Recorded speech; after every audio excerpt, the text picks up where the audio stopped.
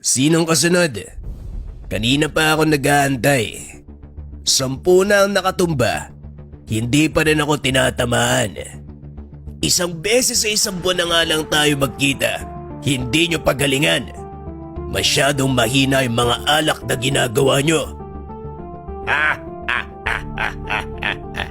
Marami kang ang natumba. Pero hindi mo pa rin sinusubukan yung dala ko. Yung pinipili mo, galing sa mababang uri yung kaalaman. Ito, sige, inumin mo tong gawa ko. Tango, ito. Tignan natin kung hanggang saan yung lakas mo.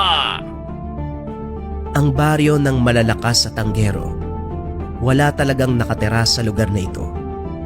Ito ay isang tagpuan ng matataas na uri ng mambabarang, manlalason, antingero, ermitanyo, maging ng mga mangkukulam.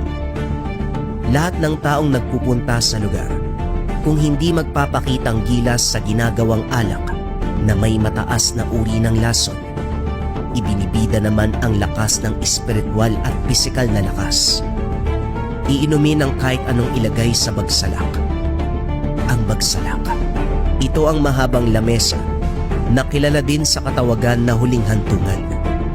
Kamatayan para sa may hina. Naroon ang matataas na uri ng lason at tanging malalakas na tao lamang ang nabubuhay. Si Tango, ang pinaka-kinakatakutan, pinaka-nare-respeto sa bagsalak.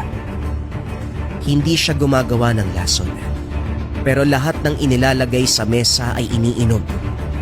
Ni sakit ng tiyan, hindi niya nararamdaman kahit matataas na uri ng lason na ang pumapasok sa sistema. Hindi naman sa iniiwasang kita, Liam.